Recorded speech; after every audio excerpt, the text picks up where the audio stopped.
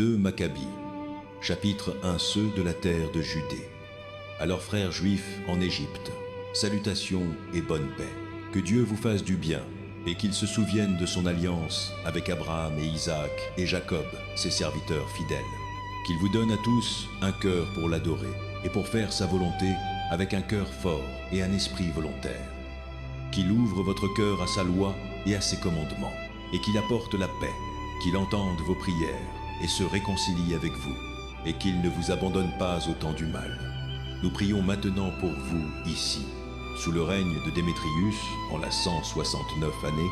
Nous, Juifs, vous avons écrit dans la détresse de la citadelle, qui est venue sur nous en ces années après que Jason et sa compagnie se sont révoltés contre la terre sainte et le royaume, et ont brûlé la porte et versé du sang innocent. Nous avons supplié le Seigneur, et nous avons été entendus, et nous avons offert un sacrifice en offrande céréale, et nous avons allumé les lampes, et nous avons disposé les pains.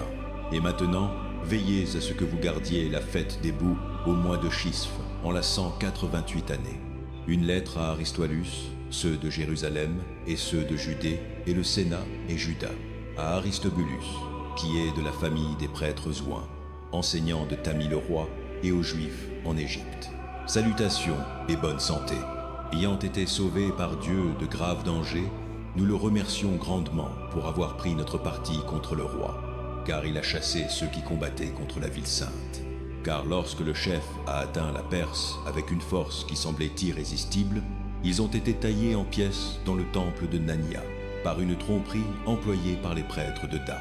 Car sous prétexte d'avoir l'intention de l'épouser, Antiochus est venu à l'endroit avec ses amis pour sécuriser la plupart de ses trésors comme dot. Lorsque les prêtres du temple de Dénia avaient disposé les trésors, et qu'Antiochus était venu avec quelques hommes à l'intérieur du mur du pressin sacré, ils ont fermé le temple dès qu'il y est entré. Ouvrant la porte secrète au plafond, ils ont jeté des pierres et ont abattu le chef et ses hommes, et les ont démembrés et ont coupé leurs têtes, et les ont jetés aux gens dehors. Béni en tout point soit notre Dieu, qui a apporté le jugement sur ceux qui se sont comportés impieusement. Le feu consume le sacrifice de Néhémie. Puisque le 25 jours de Chisf, nous célébrerons la purification du temple, nous avons pensé qu'il était nécessaire de vous notifier, afin que vous aussi puissiez célébrer la fête des boucs et la fête du feu, donnée lorsque Néhémie, qui a construit le temple et l'autel, a offert des sacrifices. Car lorsque nos pères étaient conduits captifs en Perse, les pieux prêtres de ce temps ont pris un peu du feu de l'autel et l'ont caché secrètement dans le creux d'une citerne sèche, où ils ont pris de telles précautions que l'endroit était inconnu de quiconque. Mais après que de nombreuses années eurent passé, quand il a plu à Dieu, Néhémie, ayant été commissionné par le roi de Perse, a envoyé les descendants des prêtres qui avaient caché le feu pour le récupérer. Et quand ils nous ont rapporté qu'ils n'avaient pas trouvé de feu, mais un liquide épais, il leur a ordonné de le tremper et de l'apporter. Et lorsque les matériaux pour les sacrifices ont été présentés, Néhémie a ordonné aux prêtres d'asperger le liquide sur le bois et ce qui était posé dessus. Quand cela a été fait, et que quelque temps eut passé, et que le soleil qui avait été couvert de nuages a brillé, un grand feu s'est allumé, de sorte que tous s'émerveillèrent. Et pendant que le sacrifice était consommé, les prêtres offraient une prière, les prêtres et tout le monde. Jonathan menait, et les autres répondaient comme le faisait Néhémie. La prière était à cet effet. Ô Seigneur, Seigneur Dieu, Créateur de toutes choses, qui es inspirant la crainte, et fort et juste et miséricordieux, qui seul est roi et est bon, qui seul est généreux, qui seul est juste et tout-puissant et éternel, qui sauve Israël de tout mal, qui a choisi les pères et les a consacrés. Accepte ce sacrifice au nom de tout ton peuple Israël, et préserve ta portion et rends-la sainte. Rassemble notre peuple dispersé, libère ceux qui sont esclaves parmi les gentils, regarde ceux qui sont rejetés et méprisés, et que les gentils sachent que tu es notre Dieu. Afflige ceux qui oppriment et sont insolents avec orgueil. Plante ton peuple en ton lieu saint comme Moïse l'a dit. Puis les prêtres ont chanté les hymnes, et lorsque les matériaux du sacrifice ont été consommés, Néhémie a ordonné que le liquide qui restait soit versé sur de grandes pierres. Quand cela a été fait, une flamme s'est allumée. Mais quand la lumière de l'autel a brillé en retour, elle s'est éteinte. Quand cette affaire est devenue connue et qu'elle a été rapportée au roi des Perses que dans l'endroit où les prêtres exilés avaient caché le feu, le liquide était apparu avec lequel Néhémie et ses associés avaient brûlé les matériaux du sacrifice. Le roi a enquêté sur l'affaire et a enclos l'endroit et l'a rendu sacré. Et avec ces personnes que le roi favorisait, il a échangé de nombreux excellents cadeaux. Néhémie et ses associés ont appelé cela Naphtar, ce qui signifie purification. Mais par la plupart des gens, il est appelé Naphta. 2 Maccabées chapitre 2 chapitre 2. Jérémie cache la tente, l'arche et l'autel. On trouve dans les archives que Jérémie le prophète a ordonné à ceux qui étaient déportés de prendre un peu du feu comme cela a été dit, et que le prophète, après leur avoir donné la loi, a instruit ceux qui étaient déportés de ne pas oublier les commandements du Seigneur, ni d'être égarés dans leurs pensées en voyant les statues d'or et d'argent et leurs ornements. Et avec d'autres paroles similaires, il les a exhortés que la loi ne s'éloigne pas de leur cœur. Il était aussi dans l'Écriture que le prophète, ayant reçu un oracle, a ordonné que la tente et l'arche le suivent, et qu'il est sorti vers la montagne où Moïse était monté, et avait vu l'héritage de Dieu. Et Jérémie est venu et a trouvé une grotte, et il y a apporté la tente et l'arche et l'autel d'encens, et il a scellé l'entrée. Certains de ceux qui le suivaient sont montés pour marquer le chemin, mais n'ont pas pu le trouver. Quand Jérémie l'a appris, il les a réprimandés et a déclaré « Cet endroit restera inconnu jusqu'à ce que Dieu rassemble à nouveau son peuple et montre sa miséricorde. Et alors le Seigneur révélera ces choses, et la gloire du Seigneur et le nuage apparaîtront comme ils ont été montrés dans le cas de Moïse. Et comme Salomon a demandé que l'endroit soit spécialement consacré, il a été aussi clarifié que, possédant la sagesse, Salomon a offert un sacrifice pour la dédicace et l'achèvement du temple. Tout comme Moïse a prié le Seigneur et que le feu est descendu du ciel et a dévoré les sacrifices, de même Salomon a prié, et le feu est descendu et a consumé les holocaustes entiers. Et Moïse a dit « Ils ont été consumés parce que l'offrande pour le péché n'avait pas été mangée. » De même, Salomon a aussi gardé les 8 jours. Les mêmes choses sont rapportées dans les archives et dans les mémoires de Néhémie, et aussi qu'il a fondé une bibliothèque et a collecté les livres sur les rois et les prophètes, et les écrits de David et les lettres des rois sur les offrandes votives. De la même manière, Juda a aussi collecté tous les livres qui avaient été perdus à cause de la guerre qui était venue sur nous, et ils sont en notre possession. Donc, si vous en avez besoin, envoyez des gens pour les obtenir pour vous. Puisque donc nous sommes sur le point de célébrer la purification, nous vous écrivons, veuillez donc garder les jours. C'est Dieu qui a sauvé tout son peuple et a retourné l'héritage à tous, et la royauté, et le sacerdoce, et la consécration comme il l'a promis par la loi. Car nous avons espoir en Dieu, qu'il aura bientôt miséricorde envers nous, et nous rassemblera de partout sous le ciel en son lieu saint. Car il nous a secourus de grands maux, et a purifié l'endroit. La préface du compilateur, l'histoire de Juda Maccabée et de ses frères, et la purification du grand temple, et la dédicace de l'autel, et en outre, les guerres contre Antiochus Épiphane et son fils Uprur, et les apparitions qui sont venues du ciel à ceux qui se sont efforcés avec zèle au nom du judaïsme. De sorte que bien que peu nombreux, ils ont saisi toute la terre et poursuivi les hordes barbares, et récupéré le temple célèbre dans tout le monde, et libéré la ville et restauré les lois qui étaient sur le point d'être abolies, tandis que le Seigneur, avec grande bonté, est devenu gracieux envers eux. Tout cela qui a été exposé par Jason de Cyrène en 5 volumes, nous tenterons de condenser en un seul livre. Car considérant le flot de nombres impliqués et la difficulté qu'il y a pour ceux qui souhaitent entrer dans les récits de l'histoire à cause de la masse de matériaux, nous avons visé à plaire à ceux qui souhaitent lire, à faciliter pour ceux qui sont enclins à mémoriser et à profiter à tous les lecteurs. Pour nous qui avons entrepris le labeur d'abréger, ce n'est pas une petite affaire, mais cela appelle la sueur et la perte de sommeil, tout comme ce n'est pas facile pour celui qui prépare un banquet et cherche le bénéfice des autres. Cependant, pour sécuriser la gratitude de beaucoup, nous endurons volontiers le labeur inconfortable, laissant la responsabilité des détails exacts au compilateur, tout en dévouant nos efforts à arriver au contour de la condensation. car comme le maître constructeur d'une nouvelle maison doit se préoccuper de toute la construction, tandis que celui qui entreprend sa peinture et sa décoration doit considérer seulement ce qui est adapté à son ornement, tel, à mon jugement, est le cas pour nous.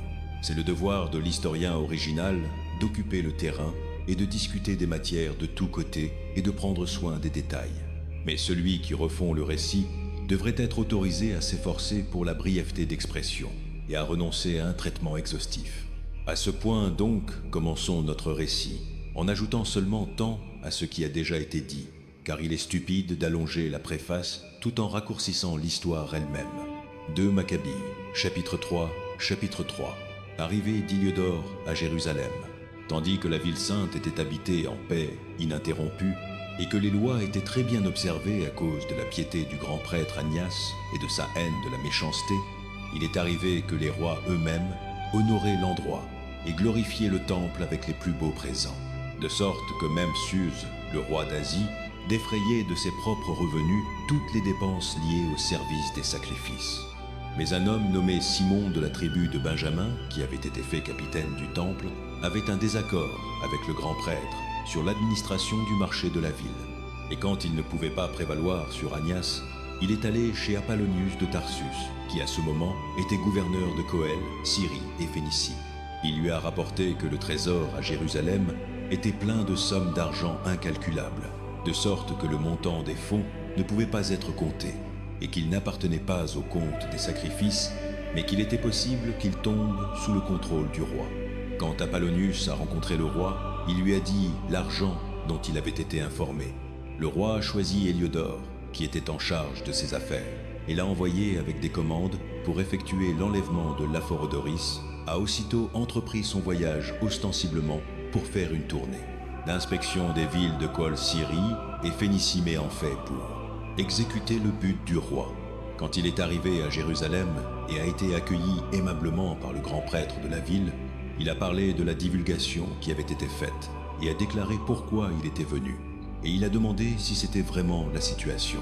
Le grand prêtre a expliqué qu'il y avait des dépôts appartenant à des veuves et des orphelins, et aussi de l'argent d'Hercanis, fils de Tobias, un homme de position très éminente, et que cela totalisait en tout 400 talents d'argent et 200 d'or. À un tel degré, l'impie Simon avait déformé les faits, et il a dit qu'il était tout à fait impossible que du tort soit fait à ces gens qui avaient fait confiance à la sainteté de l'endroit et à la sainteté et l'inviolabilité du temple qui est honoré dans le monde entier. Mais Héliodore, à cause des commandes du roi qu'il avait, a dit que cet argent devait en tout cas être confisqué pour le trésor du roi. Donc il a fixé un jour et est entré pour diriger l'inspection de ces fonds. Il y avait une détresse non petite dans toute la ville. Les prêtres se sont prosternés devant l'autel, dans leurs vêtements sacerdotaux, et ont appelé vers le ciel sur celui qui avait donné la loi, sur les dépôts qu'il les garde en sécurité pour ceux qui les avaient déposés. Voir l'apparence du grand prêtre était blessé au cœur, car son visage et le changement de sa couleur révélaient l'angoisse de son âme, car la terreur et le tremblement corporel étaient venus sur l'homme, ce qui montrait clairement à ceux qui le regardaient la douleur logée dans son cœur. Les gens aussi se sont précipités hors de leurs maisons en foule, pour faire une supplication générale parce que le lieu saint était sur le point d'être amené au mépris. Les femmes vêtues de sacs sous leurs seins ont envahi les rues. Certaines des jeunes filles qui étaient gardées à l'intérieur ont couru ensemble aux portes et certaines au mur, tandis que d'autres regardaient par les fenêtres. Et levant leurs mains vers le ciel, elles toutes ont fait une supplication. Il y avait quelque chose de pitoyable dans la frustration de toute la populace et l'anxiété du grand prêtre dans sa grande angoisse. Le Seigneur protège son temple, tandis qu'ils appelaient sur le Seigneur Tout-Puissant qu'il garde ce qui avait été confié en sécurité et en sûreté pour ceux qui l'avaient confié. Héliodore continuait avec ce qui avait été décidé. Mais quand il est arrivé au trésor avec sa garde du corps, alors et là, le souverain des esprits et de toute autorité a causé une si grande manifestation que tous ceux qui avaient été si audacieux pour l'accompagner ont été stupéfaits par la puissance de Dieu et sont devenus faibles de terreur, car il leur est apparu un cheval magnifiquement caparaçonné avec un cavalier effrayant. et il s'est précipité furieusement sur Héliodore et l'a frappé avec ses sabots avant. Son cavalier était vu avoir une armure et des armes d'or. 2 jeunes hommes aussi lui sont apparus, remarquablement forts, glorieusement beaux et splendidement vêtus, qui se tenaient de chaque côté de lui et le flagellaient continuellement, lui infligeant de nombreux coups. Quand il est soudainement tombé à terre et qu'une profonde obscurité est venue sur lui, ces hommes l'ont pris et l'ont mis sur une civière et l'ont emporté. Cet homme, qui venait d'entrer dans le trésor susmentionné avec une grande suite et toute sa garde du corps, mais était maintenant incapable de s'aider lui-même. Et ils ont reconnu clairement la puissance souveraine, Dieu, tandis qu'il gisait prostré sans voix à cause de l'intervention divine et privé de tout espoir de récupération. Il louait le Seigneur qui avait agi merveilleusement pour son propre lieu. Et le temple, qui un peu avant était plein de peur et de trouble, était rempli de joie et de gaieté, maintenant que le Seigneur Tout-Puissant était apparu. Onias prit pour Héliodore. Rapidement, certains des amis d'Héliodore ont demandé à Anias d'appeler sur le Très-Haut et d'accorder la vie à celui qui gisait tout à fait à son dernier souffle. Et le grand prêtre, craignant que le roi puisse avoir l'idée que quelque mauvais jeu avait été perpétré par les Juifs à l'égard d'Héliodore, a offert un sacrifice pour la récupération de l'homme. Tandis que le grand prêtre faisait l'offrande d'expiation, les mêmes jeunes hommes sont apparus à nouveau à Héliodore, vêtus des mêmes vêtements.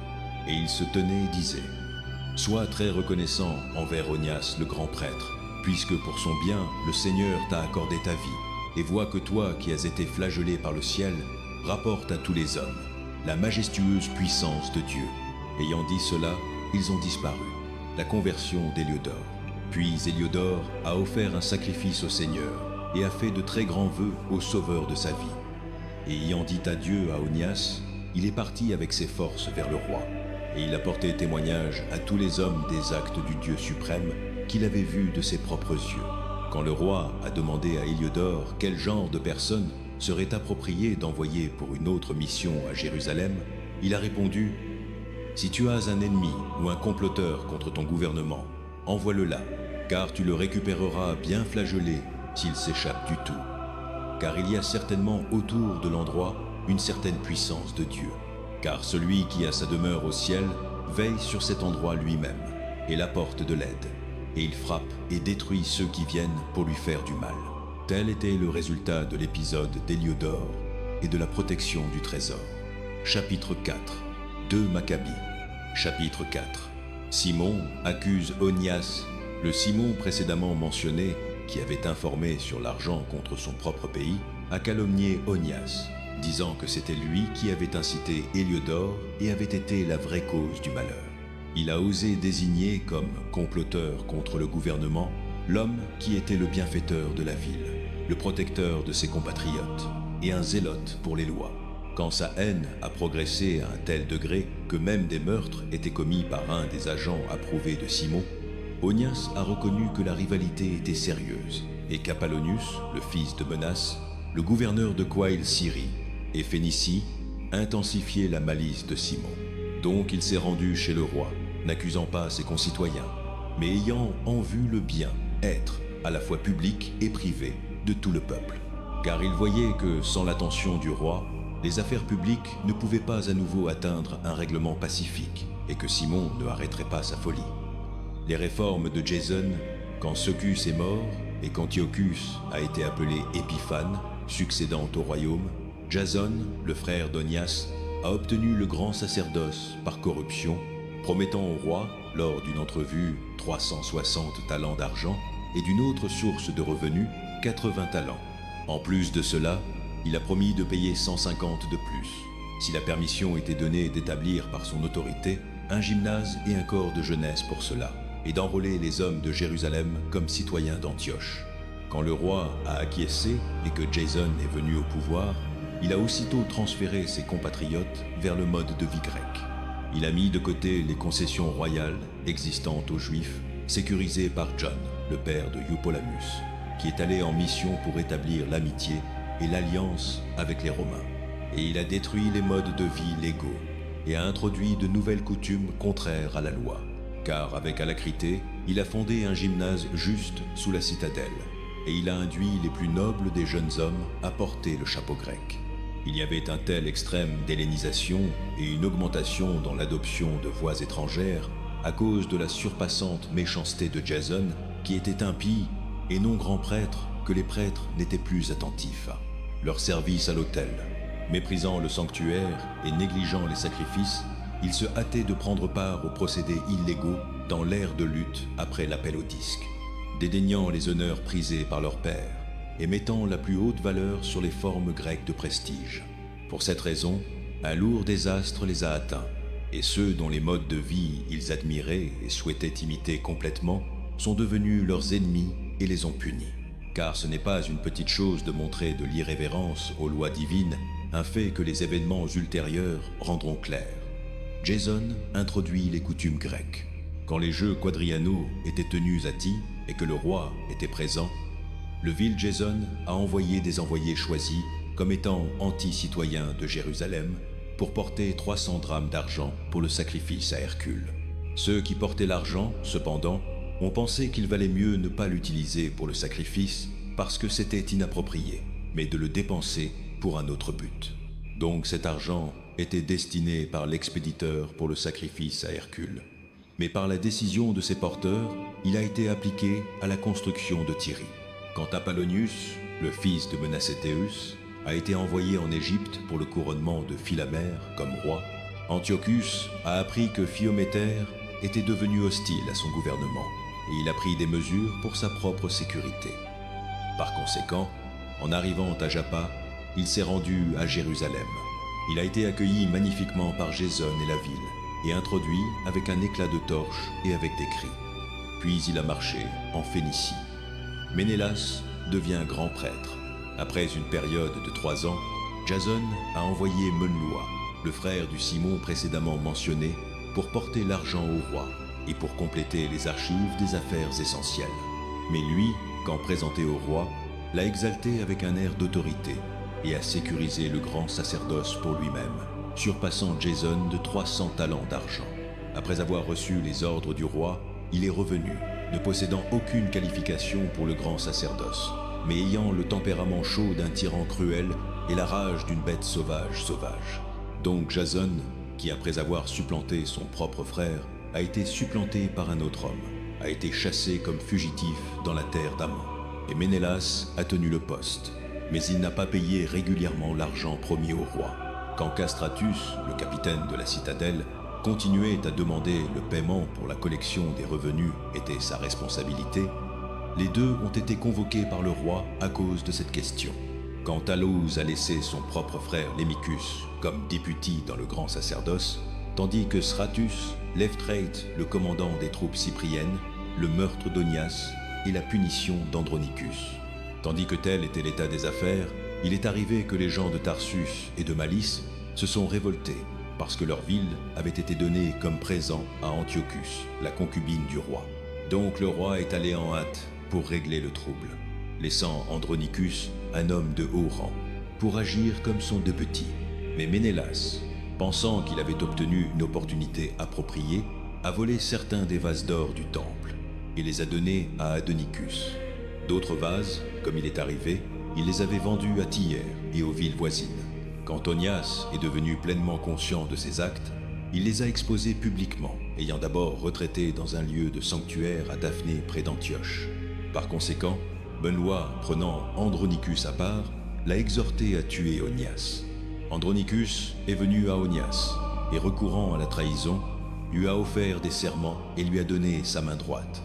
Et malgré sa suspicion, a persuadé Onias de sortir du lieu de sanctuaire.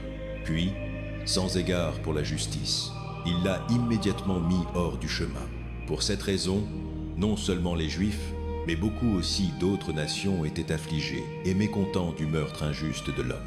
Quand le roi est revenu de la région de Sicya, les Juifs dans la ville ont fait appel à lui concernant le meurtre déraisonnable d'Onias, et les Grecs partageaient leur haine du crime.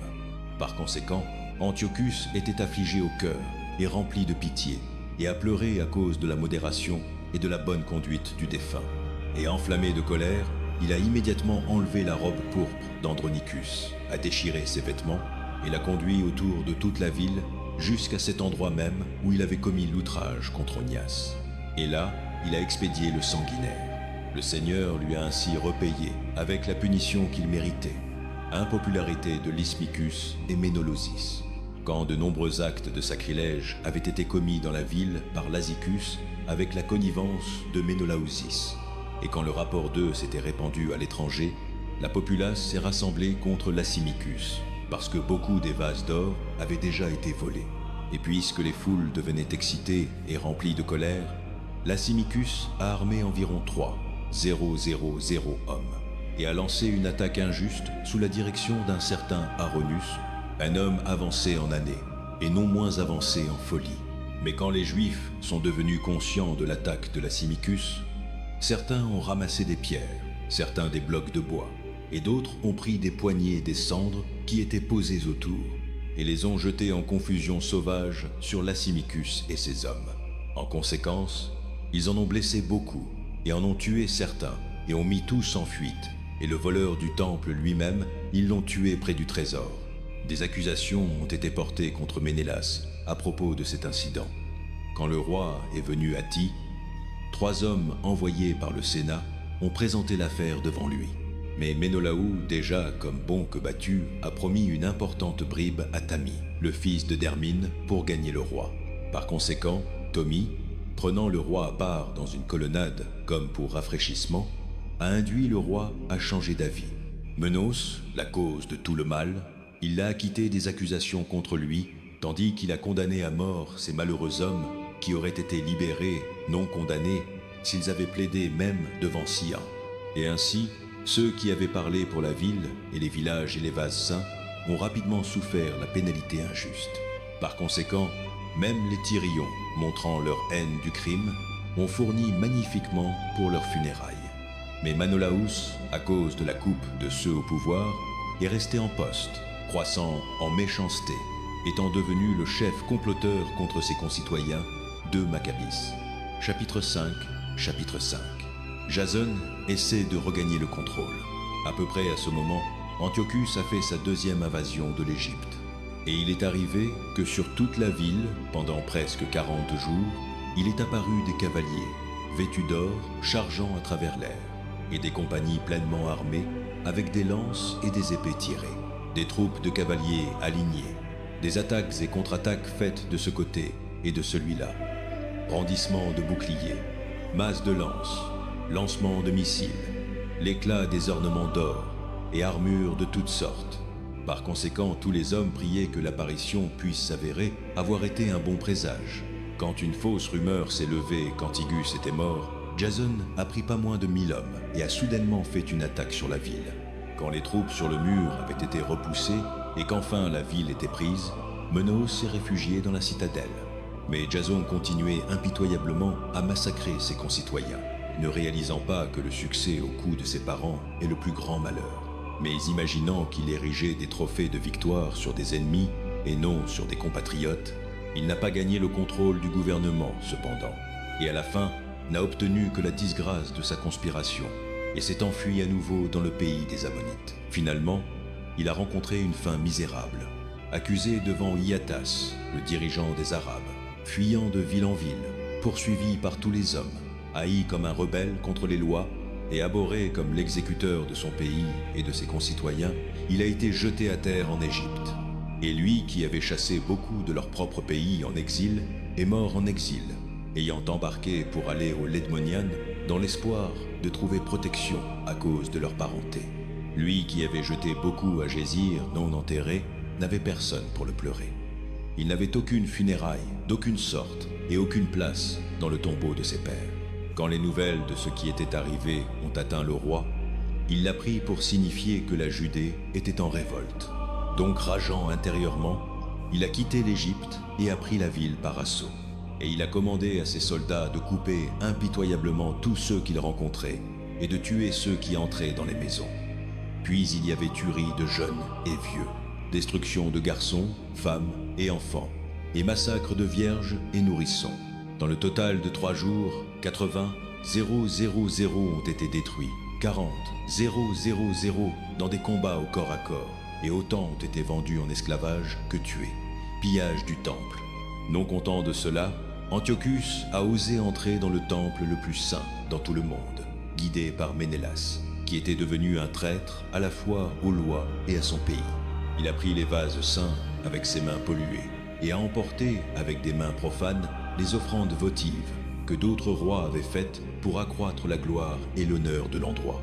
Antiochus était exalté en esprit et ne percevait pas que le Seigneur était en colère pour un peu à cause des péchés de ceux qui habitaient dans la ville, et que par conséquent, il négligeait le lieu saint. Mais si cela n'était pas arrivé, qu'ils étaient impliqués dans de nombreux péchés, cet homme aurait été flagellé et détourné de son acte téméraire dès qu'il s'est avancé, tout comme Méliodore l'était, que Secus, le roi, a envoyé pour inspecter le trésor. Mais le Seigneur n'a pas choisi la nation pour le bien du lieu saint, mais le lieu pour le bien de la nation. Par conséquent, le lieu lui-même a partagé les malheurs qui sont arrivés à la nation, et ensuite a participé à ses bénéfices, et ce qui a été abandonné dans la colère du Tout-Puissant a été restauré à nouveau dans toute sa gloire quand le grand Seigneur s'est réconcilié. Donc, Antiochus a emporté 800 talents du temple et s'est hâté vers Antioche, pensant dans son arrogance qu'il pouvait naviguer sur la terre et marcher sur la mer parce que son esprit était exalté. Et il a laissé des gouverneurs pour affliger le peuple à Jérusalem, Philippe par naissance, Éphraïen et en caractère plus barbare que l'homme qu'il a nommé, et à Guérissime Andronicus. Et en plus de ces meneaux qui dominaient sur ses concitoyens pires que les autres, dans sa malice envers les citoyens juifs, Antiochus a envoyé Apollonius, le capitaine des Messians, avec une armée de 22, 000, et lui a commandé de tuer tous les hommes adultes et de vendre les femmes et les garçons comme esclaves. Quand cet homme est arrivé à Jérusalem, il a prétendu être disposé pacifiquement et a attendu jusqu'au saint jour du sabbat. Puis, trouvant les Juifs non au travail, il a ordonné à ses hommes de parader sous les armes. Il a mis à l'épée tous ceux qui sont sortis pour les voir, puis s'est précipité dans la ville avec ses hommes armés et a tué un grand nombre de personnes.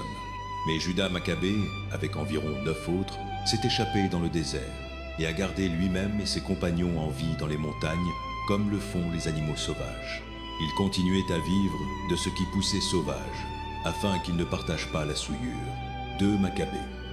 Chapitre 6. Chapitre 6. La suppression du judaïsme.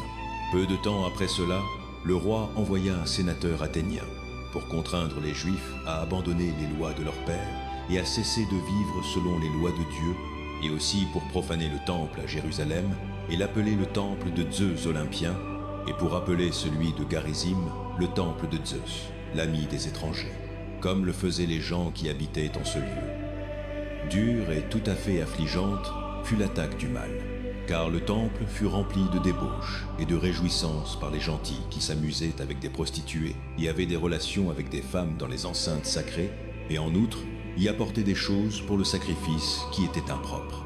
L'autel était couvert d'offrandes abominables qui étaient interdites par les lois. Un homme ne pouvait ni observer le sabbat, ni célébrer les fêtes de ses pères, ni même se confesser être un juif. Lors de la célébration mensuelle de l'anniversaire du roi, les Juifs étaient pris sous une contrainte amère pour participer au sacrifice. Et quand arrivait la fête de Dionysos, ils étaient contraints de marcher dans la procession en l'honneur de Dionysos, portant des couronnes de lierre. Sur la suggestion de Ptolémée, un décret fut émis aux villes grecques voisines pour qu'elles adoptent la même politique envers les Juifs et les fassent participer au sacrifice et qu'elles tuent ceux qui ne choisissaient pas de passer aux coutumes grecques. On pouvait donc voir la misère qui les avait frappés. Par exemple, 2 femmes furent amenées pour avoir circoncis leurs enfants. Ces femmes, ils les paradèrent publiquement dans la ville, avec leurs bébés suspendus à leur sein. Puis les jetèrent tête, la première du haut du mur. D'autres qui s'étaient assemblés dans les grottes voisines pour observer secrètement le 7e jour, furent trahis à Philippe et furent tous brûlés ensemble, parce que leur piété les empêchait de se défendre en raison de leur respect pour ce jour très saint, signification providentielle de la persécution. Maintenant, j'exhorte ceux qui lisent ce livre à ne pas se laisser abattre par de telles calamités, mais à reconnaître que ces punitions étaient conçues non pour détruire, mais pour discipliner notre peuple. En fait, ne pas laisser les impies tranquilles longtemps, mais les punir immédiatement est un signe de grande bonté. Car dans le cas des autres nations, le Seigneur attend patiemment pour les punir, jusqu'à ce qu'elles aient atteint la pleine mesure de leurs péchés. Mais il ne traite pas de cette façon avec nous, afin qu'il ne prenne pas vengeance sur nous plus tard, quand nos péchés auront atteint leur comble. Par conséquent, il ne retire jamais sa miséricorde de nous. Bien qu'il nous discipline par des calamités, il n'abandonne pas son propre peuple. Que ce que nous avons dit serve de rappel. Nous devons continuer brièvement avec l'histoire. Le martyre d'Éléazar. Éléazar, l'un des scribes en haute position, un homme maintenant avancé en âge et de noble apparence, était forcé d'ouvrir sa bouche pour manger de la chair de porc. Mais lui, accueillant la mort avec honneur plutôt que la vie avec pollution, alla de son propre gré au chevalet, crachant la chair, comme les hommes doivent aller, ceux qui ont le courage de refuser des choses qu'il n'est pas juste de goûter, même pour l'amour naturel de la vie. Ceux qui étaient chargés de ce sacrifice illégal prirent l'homme à part, en raison de leur longue connaissance avec lui, et l'exhortèrent en privé à apporter de la viande de sa propre provision, propre pour lui à utiliser, et à prétendre qu'il mangeait la chair du repas sacrificiel qui avait été commandé par le roi, afin qu'en faisant cela, il puisse être sauvé de la mort et être traité avec bonté en raison de son ancienne amitié avec eux. Mais faisant une haute résolution digne de ses années et de la dignité de son grand âge et des cheveux gris qu'il avait atteints avec distinction et de sa vie excellente même depuis l'enfance, et de plus selon les saintes lois données par Dieu, il se déclara rapidement, leur disant de l'envoyer à Hadès. « Une telle prétention n'est pas digne de notre temps de vie, dit-il, de peur que beaucoup de jeunes supposent qu'Éléazar, dans sa 90e année, est passé à une religion étrangère, et par ma prétention pour le bien de vivre un bref moment plus longtemps, il soit égaré à cause de moi, tandis que je souille et déshonore mon grand âge. Car même si pour le présent j'évite la punition des hommes, pourtant que je vive ou meure, je n'échapperai pas aux mains du Tout-Puissant. Par conséquent, en renonçant virilement à ma vie maintenant, je me montrerai digne de mon grand âge et laisserai aux jeunes un noble exemple de comment mourir une bonne mort volontairement et noblement pour les lois révérées et saintes. » Quand il eut dit cela, il alla immédiatement au chevalet, et ceux qui un peu avant avaient agi envers lui avec bonne volonté changèrent maintenant en mauvaise volonté, parce que les mots qu'il avait prononcés étaient, à leur avis, pure folie. Quand il fut sur le point de mourir sous les coups, il gémit à haute voix et dit « Il est clair pour le Seigneur, dans sa sainte connaissance, que bien que j'aurais pu être sauvé de la mort, j'endure de terribles souffrances dans mon corps sous ce battement. Mais dans mon âme, je suis heureux de souffrir ces choses parce que je le crains. » Ainsi, de cette façon, il mourut, laissant dans sa mort un exemple de noblesse et un mémorial de courage, non seulement pour les jeunes, mais pour le grand corps de sa nation. 2 Maccabées, chapitre 7. Chapitre 7. Le martyre des 7 frères. Il arriva aussi que 7 frères et leur mère furent arrêtés et furent contraints par le roi sous la torture, avec des fouets et des cordes, à participer à de la chair de porc illégale. L'un d'eux, agissant comme leur porte-parole, dit « Que comptez-vous nous demander et apprendre de nous ? Car nous sommes prêts à mourir plutôt que de transgresser les lois de nos pères. » Le roi tomba dans une rage et donna des ordres pour que des poêles et des chaudrons soient chauffés. Ceux-ci furent chauffés immédiatement, et il commanda que la langue de leur porte-parole soit coupée, et qu'il les calpe et lui coupe les mains et les pieds, tandis que le reste des frères et la mère regardaient. Quand il fut tout à fait impuissant, le roi ordonna qu'il le porte au feu, encore respirant, et qu'il le fasse frire dans une poêle.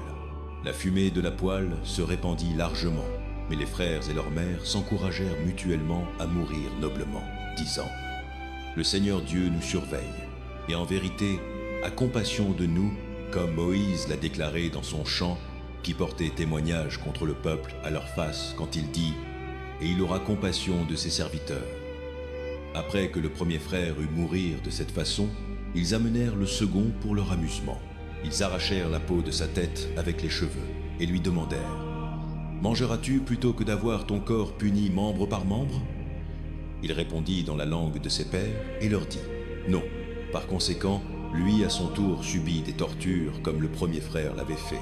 Et quand il fut à son dernier souffle, il dit « Toi, maudit misérable, tu nous renvoies de cette vie présente, Mais le roi de l'univers nous ressuscitera pour un renouvellement éternel de vie, parce que nous sommes morts pour ses lois.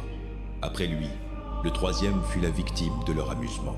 Quand cela fut exigé, il tendit rapidement sa langue, et étendit courageusement ses mains, et dit noblement: « Je les ai reçus du ciel, et à cause de ces lois, je les méprise, et de lui, j'espère les récupérer à nouveau. » En conséquence, le roi lui-même, et ceux avec lui, furent étonnés de l'esprit du jeune homme, car ils considéraient ses souffrances comme rien. Quand lui aussi fut mort, ils maltraitèrent et torturèrent le quatrième de la même façon. Et quand il fut près de la mort, il dit: « On ne peut que choisir de mourir aux mains des hommes, et de chérir l'espoir que Dieu donne d'être ressuscité à nouveau par lui. Mais pour toi, il n'y aura pas de résurrection à la vie. » Ensuite, ils amenèrent le cinquième et le maltraitèrent. Mais il regarda le roi et dit: « Parce que tu as autorité parmi les hommes, bien que tu sois mortel, tu fais ce que tu veux. Mais ne pense pas que Dieu a abandonné notre peuple. Continue, et vois comment sa puissante puissance te torturera toi et tes descendants. » Après lui, ils amenèrent le sixième. Et quand il fut sur le point de mourir, il dit: « Ne te trompe pas en vain, car nous souffrons ces choses de notre propre chef, à cause de nos péchés contre notre propre Dieu. Par conséquent, des choses étonnantes sont arrivées, mais ne pense pas que tu resteras impuni pour avoir essayé de combattre contre Dieu. » La mère était particulièrement admirable et digne d'un honorable souvenir. Bien qu'elle vît ses 7 fils périr en un seul jour, elle le supporta avec bon courage à cause de son espoir dans le Seigneur. Elle encouragea chacun d'eux dans la langue de leur père. Remplie d'un noble esprit, elle enflamma son raisonnement de femme avec un courage d'homme et leur dit: « Je ne sais pas comment vous êtes venus à l'existence dans mon ventre. Ce n'est pas moi qui vous ai donné la vie et le souffle, ni moi qui ai ordonné les éléments en chacun de vous. Par conséquent, le Créateur du monde, qui a façonné le commencement de l'homme et a conçu l'origine de toutes choses, vous rendra, en sa miséricorde, la vie et le souffle à nouveau, puisque vous vous oubliez maintenant pour le bien de ses lois. » Antiochus sentit qu'il était traité avec mépris, et il fut suspicieux de son ton de reproche. Le plus jeune frère étant encore vivant, Antiochus non seulement l'appela avec des mots, mais promit avec des serments qu'il le rendrait riche et enviable s'il se détournait des voies de ses pères, et qu'il le prendrait pour son ami et lui confierait des affaires publiques. Puisque le jeune homme ne l'écoutait pas du tout, le roi appela la mère à lui et l'exhorta à conseiller au jeune de se sauver. Après beaucoup d'insistance de sa part, elle entreprit de persuader son fils, mais se penchant près de lui, elle parla dans leur langue natale, comme suit, se moquant du cruel tyran. « Mon fils, aie pitié de moi. Je t'ai porté 9 mois dans mon ventre, et t'ai nourri pendant 3 ans, et t'ai élevé, et t'ai amené à ce point de ta vie, et ai pris soin de toi. Je te supplie, mon enfant, de regarder le ciel et la terre, et de voir tout ce qui est en eux, et de reconnaître que Dieu ne les a pas faits à partir de choses qui existaient. Ainsi aussi l'humanité vient à l'existence. Ne crains pas ce coucher, mais prouve-toi digne de tes frères.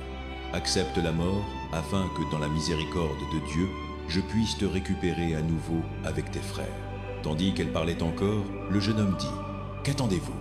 Je n'obéirai pas au commandement du roi, mais j'obéis au commandement de la loi qui fut donnée à nos pères par Moïse. Mais toi qui as imaginé toutes sortes de maux contre les Hébreux, tu n'échapperas certainement pas aux mains de Dieu, car nous souffrons à cause de nos propres péchés. Et si notre Seigneur vivant est en colère pour un peu de temps pour nous réprimander et nous discipliner, il sera à nouveau réconcilié avec ses propres serviteurs. Mais toi, misérable impie, le plus souillé de tous les hommes, ne t'élève pas en vain et ne te gonfle pas d'espoirs incertains quand tu lèves ta main contre les enfants du ciel. Tu n'as pas encore échappé au jugement du tout-puissant Dieu qui voit tout, car nos frères, après avoir enduré une brève souffrance, ont bu de la vie toujours coulante sous l'alliance de Dieu. Mais toi, par le jugement de Dieu, recevras une juste punition pour ton arrogance. Moi, comme mes frères, je renonce au corps et à la vie pour les lois de nos pères, appelant Dieu à montrer bientôt miséricorde à notre nation, et par des afflictions et des plaies, à te faire confesser qu'il est seul Dieu, et par moi et mes frères, à mettre fin à la colère du Tout-Puissant qui est justement tombé sur toute notre nation. » Le roi tomba dans une rage, et le traita pire que les autres, étant exaspéré par son mépris. Ainsi, il mourut dans son intégrité, mettant toute sa confiance dans le Seigneur. Enfin, la mère mourut après ses fils. Que cela soit suffisant alors sur la consommation des sacrifices et les tortures extrêmes. Chapitre 8. La révolte de Judas Maccabée. 2 Maccabées, chapitre 8. Mais Judas, qui était aussi appelé Maccabée, et ses compagnons entrèrent secrètement dans les villages et appelèrent leurs parents, et enrôlèrent ceux qui avaient continué dans la foi juive. Et ainsi, ils rassemblèrent environ 6000 hommes. Ils supplièrent le Seigneur de regarder le peuple qui était opprimé par tous, et d'avoir pitié du temple qui avait été profané par des hommes impies, et d'avoir miséricorde sur la ville qui était en train d'être détruite, et sur le point d'être nivelée au sol, et d'écouter le sang qui criait vers lui, et de se souvenir aussi de la destruction illégale des bébés innocents, et des blasphèmes commis contre son nom, et de montrer sa haine du mal. Dès que Maccabée eut organisé son armée, les gentils ne purent lui résister, car la colère du Seigneur s'était tournée en miséricorde. Venant sans avertissement, il mettait le feu aux villes et aux villages. Il capturait des positions stratégiques et mettait en fuite pas quelques-uns des ennemis. Il trouvait les nuits les plus avantageuses pour de telles attaques, et le bruit de sa vaillance se répandait partout. Quand Philippe vit que l'homme gagnait du terrain petit à petit et qu'il avançait avec des succès plus fréquents, il écrivit à Ptolémée, le gouverneur de Quelée, Syrie et de Phénicie, pour de l'aide au gouvernement du roi. Et Ptolémée nomma promptement Nicanor, le fils de Patrocle, l'un des principaux amis du roi, et l'envoya au commandement de pas moins de 20 000 gentils de toute nation pour anéantir toute la race de Judée. Il l'associa à Gorgias, un général et un homme d'expérience dans le service militaire. Nicanor décida de compenser pour le roi le tribut dû aux Romains de 2000 talents en vendant les Juifs capturés en esclavage. Et il envoya immédiatement aux villes sur la côte maritime, les invitant à acheter des esclaves juifs et promettant de livrer 90 esclaves pour un talent, n'attendant pas le jugement du Tout-Puissant qui était sur le point de le rattraper. Préparation pour la bataille. La nouvelle vint à Judas concernant l'invasion de Nicanor. Et quand il dit à ses compagnons de l'arrivée de l'armée, ceux qui étaient lâches et méfiants de la justice de Dieu s'enfuirent et s'échappèrent. D'autres vendirent tous leurs biens restants, et en même temps supplièrent le Seigneur de secourir ceux qui avaient été vendus par l'impie Nicanor avant même qu'il les rencontre. Si ce n'est pour leur propre bien, pourtant pour le bien des alliances faites avec leur père, et parce qu'il les avait appelés par son saint et glorieux nom. Mais Maccabée rassembla ses hommes ensemble au nombre de 6000, et les exhorta à ne pas être effrayés par l'ennemi, et à ne pas craindre la grande multitude de gentils qui venaient méchamment contre eux, mais à combattre noblement, gardant devant leurs yeux l'outrage illégal que les gentils avaient commis contre le lieu saint et la torture de la ville moquée, et en outre, le renversement de leur mode de vie ancestral. Car ils font confiance aux armes et aux actes d'audace, dit-il. Mais nous faisons confiance au Dieu Tout-Puissant, qui est capable d'un seul signe de tête de frapper ceux qui viennent contre nous et même le monde entier. De plus, il leur raconta les temps où l'aide vint à leurs ancêtres, à la fois le temps de Sennachérib, quand 1805 000 périrent, et le temps de la bataille avec les Galates qui eut lieu en Babylonie, quand 8 000 en tout entrèrent dans l'affaire avec 4 000 Macédoniens. Et quand les Macédoniens étaient pressés, les 8 000 par l'aide qui leur vint du ciel détruisirent 120 000 et prirent beaucoup de butin. Judas défait Nicanor. Avec ces mots, il les remplit de bon courage et les rendit prêts à mourir pour leur loi et leur pays. Puis il divisa son armée en 4 parties. Il nomma aussi ses frères, Simon et Joseph, et Jonathan, chacun pour commander une division, mettant 1500 hommes sous chacun. En outre, il nomma Éléazar pour lire à haute voix du livre saint et donna le mot de passe, l'aide de Dieu. Puis menant la première division lui-même, il engagea la bataille avec Nicanor. Avec le Tout-Puissant comme leur allié, ils tuèrent plus de 9000 de l'ennemi et blessèrent et handicapèrent la plupart de l'armée de Nicanor et les forcèrent tous à fuir. Ils capturèrent l'argent de ceux qui étaient venus pour les acheter comme esclaves. Après les avoir poursuivis sur une certaine distance, ils furent obligés de retourner parce que l'heure était tardive, car c'était le jour avant le sabbat, et pour cette raison, ils ne continuèrent pas leur poursuite. Et quand ils eurent collecté les armes de l'ennemi et les eurent dépouillées de leurs dépouilles, ils observèrent le sabbat, donnant de grandes louanges et des actions de grâce au Seigneur qui les avait préservés pour ce jour et leur avait alloué comme le commencement de la miséricorde. Après le sabbat, ils donnèrent une partie des dépouilles à ceux qui avaient été torturés et aux veuves et aux orphelins, et distribuèrent le reste parmi eux-mêmes et leurs enfants. Quand ils eurent fait cela, ils firent une supplication commune et supplièrent le Seigneur miséricordieux d'être tout à fait réconcilié avec ses serviteurs. Dans des rencontres avec les forces de Timothée et de Bakidès, ils tuèrent plus de 20 000 d'eux et prirent possession de certaines forteresses extrêmement hautes. Et ils divisèrent beaucoup de butin, en donnant à ceux qui avaient été torturés et aux orphelins et aux veuves, et aussi aux âgés des parts égales aux leurs. Collectant les armes de l'ennemi, ils les stockèrent toutes soigneusement dans des places stratégiques et transportèrent le reste des dépouilles à Jérusalem. Ils tuèrent le commandant des forces de Timothée, un homme très impie et qui avait grandement troublé les Juifs. Tandis qu'ils célébraient la victoire dans la ville de leur père, ils brûlèrent ceux qui avaient mis le feu aux portes sacrées, Calistène, et quelques autres qui avaient fui dans une petite maison. Ainsi ceux-ci reçurent la juste récompense pour leur impiété. Le 3 fois maudit Nicanor, qui avait amené les 1000 marchands pour acheter les Juifs, ayant été humilié avec l'aide du Seigneur par des adversaires qu'il considérait comme de la moindre importance, enleva son uniforme splendide et fit son chemin seul, comme un esclave fugitif à travers le pays, jusqu'à ce qu'il atteigne Antioche, ayant réussi principalement dans la destruction de sa propre armée. Ainsi, celui qui avait entrepris de sécuriser le tribut pour les Romains par la capture des gens de Jérusalem proclama que les Juifs avaient un défenseur et que par conséquent, les Juifs étaient invulnérables parce qu'ils suivaient les lois, ordonnées par lui. 2 Maccabées, chapitre 9. Chapitre 9. La dernière campagne d'Antiochus Épiphane. À peu près à cette époque, comme il arriva, Antiochus avait battu en retraite dans le désordre de la région de Perse, car il était entré dans la ville appelée Persépolis et avait tenté de voler les temples et de contrôler la ville. Par conséquent, le peuple se précipita au secours avec des armes, et Antiochus et ses hommes furent vaincus avec le résultat qu'Antiochus fut mis en fuite par les habitants et bâtit une retraite honteuse. Tandis qu'il était à Ecbatane, la nouvelle lui vint de ce qui était arrivé à Nicanor et aux forces de Timothée. Transporté de rage, il conçut l'idée de tourner sur les Juifs le mal fait par ceux qui l'avaient mis en fuite. Ainsi, il ordonna à son conducteur de char de conduire sans arrêt jusqu'à ce qu'il complète le voyage.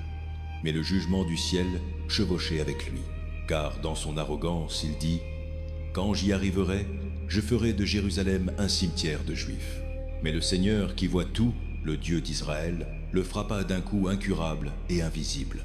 Dès qu'il cessa de parler, il fut saisi d'une douleur dans ses entrailles, pour laquelle il n'y avait aucun soulagement, et avec des tortures internes aiguës. Et cela très justement, car il avait torturé les entrailles des autres avec beaucoup et d'étranges inflictions. Pourtant, il ne cessa en aucune façon son insolence, mais fut encore plus rempli d'arrogance, respirant le feu dans sa rage contre les Juifs et donnant des ordres pour hâter le voyage. Et ainsi il arriva qu'il tomba de son char qui se précipitait, et la chute fut si dure qu'elle tortura chaque membre de son corps. Ainsi celui qui venait de penser qu'il pouvait commander les vagues de la mer, dans son arrogance surhumaine, et imaginant qu'il pouvait peser les hautes montagnes dans une balance, fut amené à terre et porté dans une litière, rendant manifeste à tous la puissance de Dieu. Et ainsi le corps de l'impie grouillait de verre, et tandis qu'il vivait encore dans l'angoisse et la douleur, sa chair pourrissait, et à cause de sa puanteur, toute l'armée ressentait du dégoût pour sa décomposition. À cause de sa puanteur intolérable, personne n'était capable de porter l'homme qui, un peu avant, avait pensé qu'il pouvait toucher les étoiles du ciel. Alors ce fut que, brisé en esprit, il commença à perdre beaucoup de son arrogance et à venir à ses sens sous le fléau de Dieu, car il était torturé de douleur à chaque moment. Et quand il ne pouvait endurer sa propre puanteur, il prononça ces mots. « Il est juste d'être soumis à Dieu, et aucun mortel ne devrait penser qu'il est égal à Dieu. » Antiochus fait une promesse à Dieu. Alors le misérable, abominable, fit un vœu au Seigneur, qui n'aurait plus miséricorde pour lui, déclarant que la sainte ville, qu'il se hâtait de niveler au sol et de faire un cimetière, il déclarait maintenant être libre. Et les Juifs, qu'il n'avait pas considérés dignes d'être enterrés, mais avaient prévu de jeter avec leurs enfants aux bêtes pour que les oiseaux les picorent, il les rendrait tous égaux aux citoyens d'Athènes. Et le sanctuaire saint qu'il avait autrefois pillé, il l'ornerait des plus belles offrandes. Et les vases saints, il les rendrait tous, plusieurs fois. Et les dépenses encourues pour les sacrifices, il les fournirait de ses propres revenus. Et en plus de tout cela, il deviendrait aussi un Juif et visiterait chaque lieu habité pour proclamer la puissance de Dieu. Mais quand ses souffrances ne diminuaient en aucune façon, car le jugement de Dieu était justement venu sur lui, il abandonna tout espoir pour lui-même et écrivit aux Juifs la lettre suivante sous la forme d'une supplication. Voici son contenu. La lettre est la mort d'Antiochus à ses dignes citoyens juifs. Antiochus, leur roi et général, envoie des salutations cordiales et des vœux de bonne santé et de prospérité. Si vous et vos enfants allez bien et que vos affaires sont comme vous le souhaitez, je suis content car mon espoir est au ciel. Je me souviens avec affection de votre estime et de votre bonne volonté. Sur mon chemin de retour de la région de Perse, j'ai souffert d'une maladie ennuyeuse et j'ai jugé nécessaire de penser à la sécurité générale de tous. Je ne désespère pas de ma condition, car j'ai bon espoir de me remettre de ma maladie. Mais j'ai observé que mon père, aux occasions où il faisait des expéditions dans le pays supérieur, nommait son successeur, afin que si quelque chose d'inattendu arrivait, ou si une nouvelle indésirable venait, le peuple à travers le royaume ne soit pas troublé, car il saurait à qui le gouvernement était laissé. De plus, je comprends comment les princes le long des frontières et les voisins de mon royaume surveillent les opportunités et attendent de voir ce qui arrivera. Ainsi, j'ai nommé mon fils Antiochus pour être roi, que j'ai souvent confié et recommandé à la plupart d'entre vous quand je me hâtais vers les provinces supérieures, et je lui ai écrit ce qui est écrit ici. Je vous exhorte donc et vous supplie de vous souvenir des services publics et privés rendus à vous, et de maintenir votre bonne volonté présente chacun de vous envers moi et mon fils. Car je suis sûr qu'il suivra ma politique et vous, traitera avec modération et bonté. Ainsi, le meurtrier et le blasphémateur, ayant enduré la souffrance plus intense, telle qu'il l'avait infligée aux autres, vint à la fin de sa vie par un sort le plus pitoyable parmi les montagnes, dans une terre étrangère. Et Philippe, l'un de ses courtisans, ramena son corps à la maison. Puis, craignant le fils d'Antiochus, il se rendit à Ptolémée Philométor en Égypte. 2 Maccabées, chapitre 10. Chapitre 10. La purification du temple. Maintenant, Maccabée et ses partisans, le Seigneur les guidant, ont récupéré le temple et la ville, et ils ont démoli les autels qui avaient été construits sur la place publique par les étrangers, et ils ont aussi détruit les enceintes sacrées. Ils ont purifié le sanctuaire et en ont fait un autre autel pour les sacrifices. Puis, en frappant le feu à partir du silex, ils ont offert des sacrifices. Après un intervalle de 2 ans, ils ont brûlé de l'encens, allumé les lampes et disposé le pain de la présence. Et quand ils eurent fait cela, ils se sont prosternés et ont supplié le Seigneur qu'il ne tombe plus jamais dans de tels malheurs, mais que, s'il devait jamais pécher, il soit discipliné par lui avec indulgence et ne soit pas livré à des nations blasphématoires et barbares. Il arriva que le même jour où le sanctuaire avait été profané par les étrangers, la purification du sanctuaire eut lieu, à dire le 25 jours du même mois qui était Chislev, et ils le célébrèrent pendant 8 jours avec joie, à la manière de la fête des tentes, se souvenant comment, peu de temps auparavant, pendant la fête des tentes, ils erraient dans les montagnes et les grottes comme des bêtes sauvages. C'est pourquoi, portant des couronnes de lierre, des rameaux, de belles branches et aussi des palmes, ils offrirent des hymnes d'action de grâce à celui qui avait donné le succès à la purification de son propre lieu saint. Ils décrétèrent par ordonnance publique et par vote que toute la nation des Juifs observe ces jours chaque année. Telle fut donc la fin d'Antiochus, appelé Épiphane. Maintenant, nous raconterons ce qui s'est passé sous Antiochus Eupator, qui était le fils de cet homme impie, et nous donnerons un bref résumé des principales calamités des guerres. Cet homme, lorsqu'il succéda au royaume, nomma un certain Lysias pour diriger le gouvernement et être gouverneur en chef de Quelée, Syrie et de Phénicie. Tomi, appelé Macron, prit l'initiative de rendre justice aux Juifs à cause du tort qui leur avait été fait et tenta de maintenir des relations pacifiques avec eux. En conséquence, il fut accusé devant Eupator par les amis du roi. Il s'entendit appeler traître à chaque tournant parce qu'il avait abandonné Chypre que Ptolémée Philométor lui avait confié et qu'il était passé à Antiochus Épiphane. Ne pouvant obtenir le respect dû à sa charge, il prit du poison et mit fin à ses jours. Campagne en Idumée. Lorsque Gorgias devint gouverneur de la région, il maintint une force de mercenaires et à chaque occasion continua à faire la guerre aux Juifs. En outre, les Iduméens qui contrôlaient d'importants bastions harcelaient les Juifs. Ils accueillaient ceux qui étaient bannis de Jérusalem et s'efforçaient de maintenir la guerre. Mais Maccabée et ses hommes, après avoir fait une supplication solennelle et supplié Dieu de combattre à leur côté, se précipitèrent sur les bastions des Iduméens. Les attaquant vigoureusement, ils prirent possession des lieux, repoussèrent tous ceux qui combattaient sur la muraille et tuèrent ceux qu'ils rencontraient, en tuant pas moins de 20 000. Lorsque pas moins de 9 000 prirent refuge dans 2 tours très solides bien équipées pour résister à un siège, Maccabée laissa Simon, Joseph, ainsi que Zacharie et ses hommes, une force suffisante pour les assiéger, et lui-même partit pour des endroits où il était plus urgemment nécessaire. Mais les hommes avec Simon, avides d'argent, furent corrompus par certains de ceux qui étaient dans les tours, et en recevant 70 000 drachmes, ils laissèrent s'échapper certains d'entre eux. Quand la nouvelle de ce qui s'était passé parvint à Maccabée, il rassembla les chefs du peuple et accusa ces hommes d'avoir vendu leurs frères pour de l'argent, en libérant leurs ennemis pour qu'ils combattent contre eux. Puis il tua ces hommes, qui avaient trahi, et captura immédiatement les 2 tours. Ayant du succès dans tout ce qu'il entreprenait, il détruisit plus de 20 000 dans les 2 bastions. Judas défait Timothée. Maintenant Timothée, qui avait été vaincu par les Juifs auparavant, rassembla une force immense de mercenaires et réunit la cavalerie d'Asie en grand nombre. Il vint avec l'intention de prendre la Judée d'assaut. Lorsqu'il s'approcha, Maccabée et ses hommes répandirent de la poussière sur leurs têtes et revêtirent des sacs en supplication à Dieu. Tombant sur les marches devant l'autel, ils le supplièrent d'être gracieux envers eux, d'être ennemis de leurs ennemis et adversaires de leurs adversaires, comme la loi le déclare.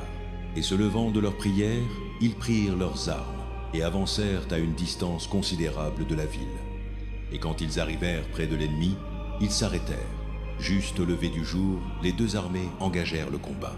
L'une avait comme gage de succès et de victoire non seulement leur valeur, mais leur confiance dans le Seigneur, tandis que l'autre faisait de la rage son chef dans le combat.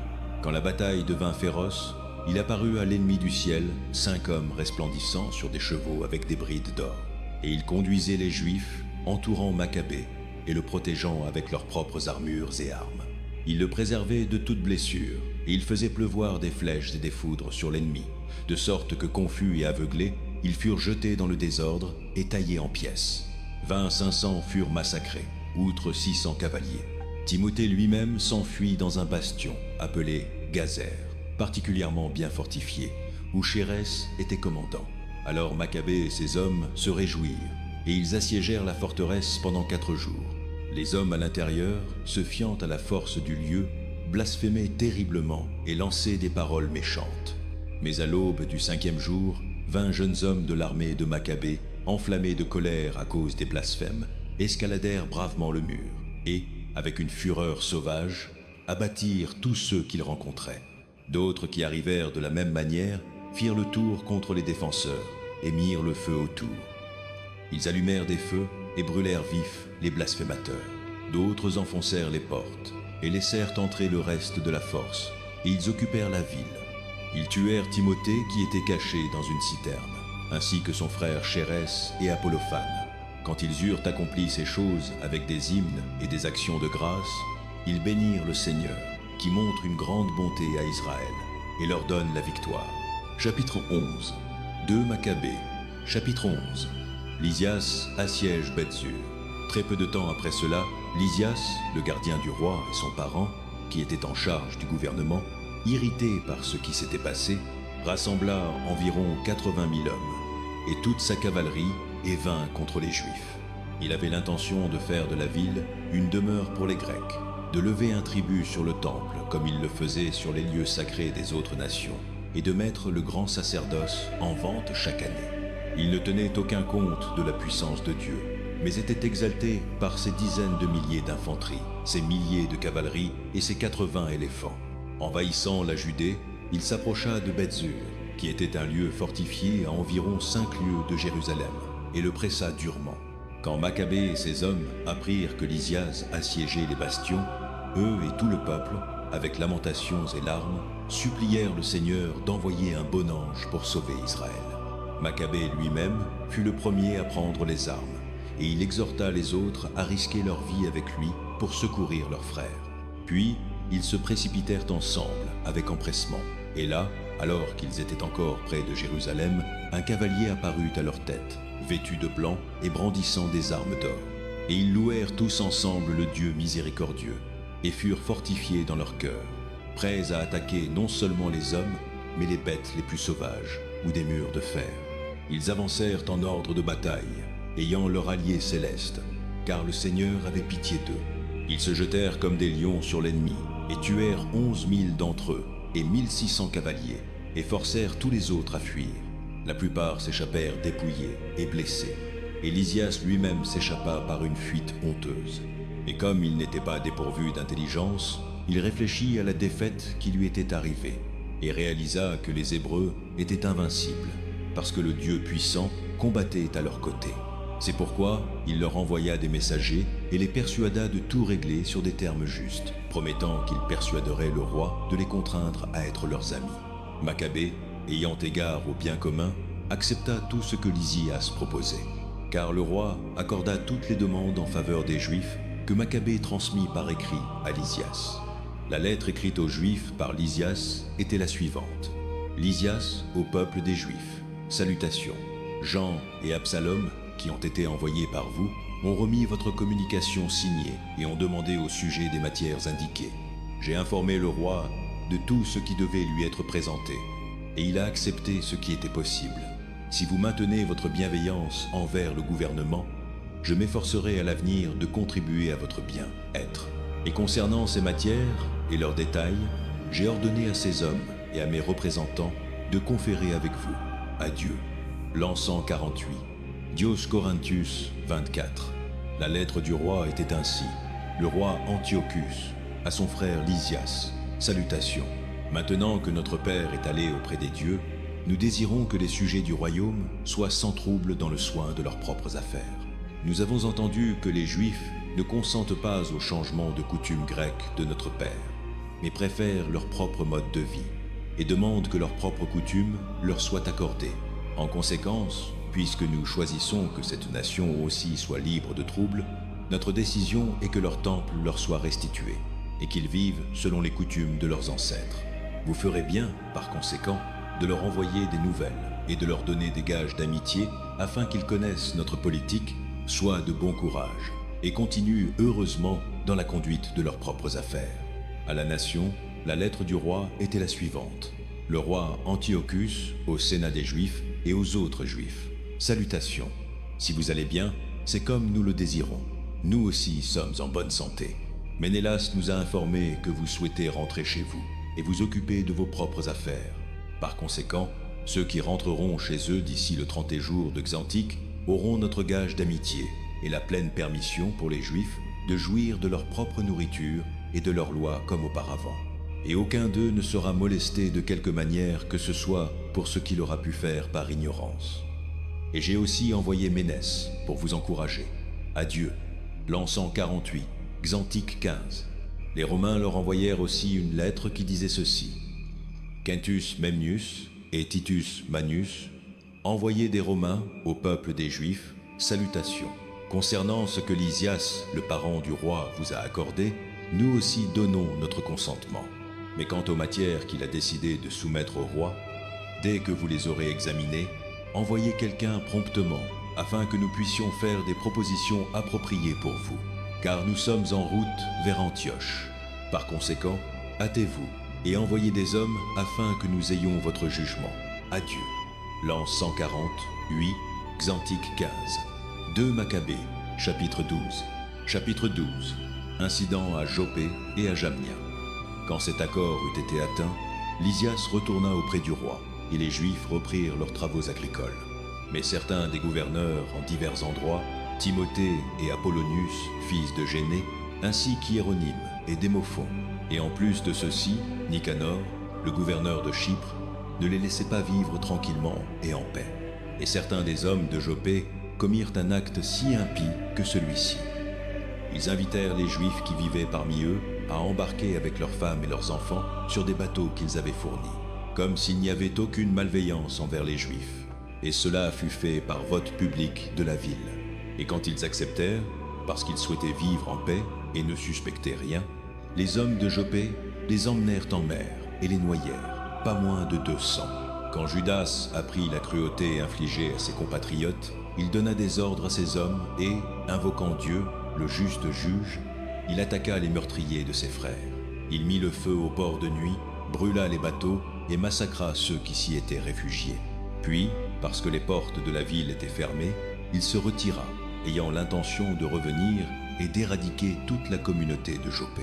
Mais apprenant que les hommes de Jamnia avaient l'intention de la même manière d'exterminer les Juifs qui vivaient parmi eux, il attaqua les gens de Jamnia de nuit et mit le feu au port et à la flotte, de sorte que la lueur de la lumière fut vue à Jérusalem, à 30 milles de distance.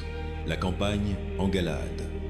Quand ils eurent parcouru plus d'1 mille depuis là dans leur marche contre Timothée, pas moins de 5000 Arabes, avec 500 cavaliers, les attaquèrent. Après un dur combat, Judas et ses hommes remportèrent la victoire avec l'aide de Dieu. Les nomades vaincus supplièrent Judas de leur accorder des gages d'amitié, promettant de lui donner du bétail et de l'aider de toutes les autres manières. Judas, pensant qu'il pourrait vraiment être utile de bien des façons, accepta de faire la paix avec eux, et après avoir reçu ces gages, ils partirent pour leur tente.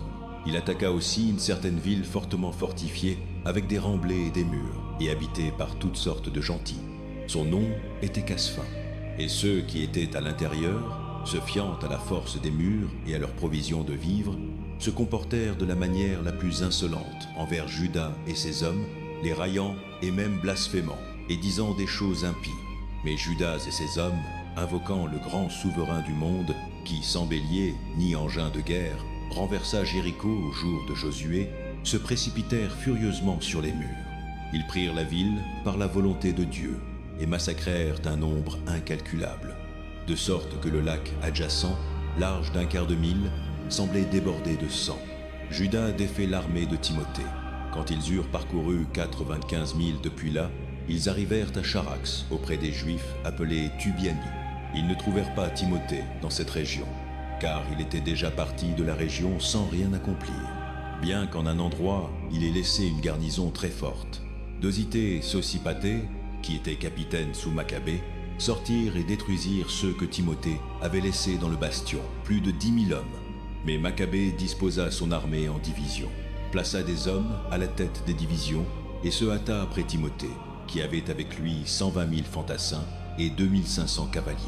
Quand Timothée apprit l'approche de Judas, il envoya les femmes, les enfants et aussi les bagages dans un endroit appelé Carnin, car cet endroit était difficile à assiéger et d'accès difficile à cause de l'étroitesse de tous les chemins d'approche. Mais quand la première division de Judas apparut, la terreur et la peur s'emparèrent de l'ennemi à la manifestation de celui qui voit toutes choses. Et ils s'enfuirent en désordre, balayés de ci et de là, de sorte qu'ils étaient souvent blessés par leurs propres hommes et percés par les pointes de leurs épées. Et Judas poursuivit avec la plus grande vigueur, mettant les pêcheurs à l'épée, et détruisit jusqu'à 30 000 hommes. Timothée lui-même tomba entre les mains de Dosithée et de Sosipater et de leurs hommes. Avec grande ruse, il les supplia de le laisser partir en sécurité parce qu'il détenait les parents de la plupart d'entre eux et les frères de certains, et qu'aucune considération ne leur serait montrée. Et quand, avec de nombreuses paroles, il eut confirmé sa promesse solennelle de les restaurer indemnes, ils le laissèrent partir pour le salut de leurs frères. Judas remporte d'autres victoires. Puis Judas marcha contre Carnin et le temple d'Atargatis et massacra 25 000 personnes. Après la déroute et la destruction de ceux-ci, il marcha aussi contre Éphron, une ville fortifiée où Lysias résidait avec des multitudes de gens de toutes nationalités. De robustes jeunes hommes prirent position devant les murs et firent une vigoureuse défense, et il y avait de grands stocks d'engins de guerre et de projectiles.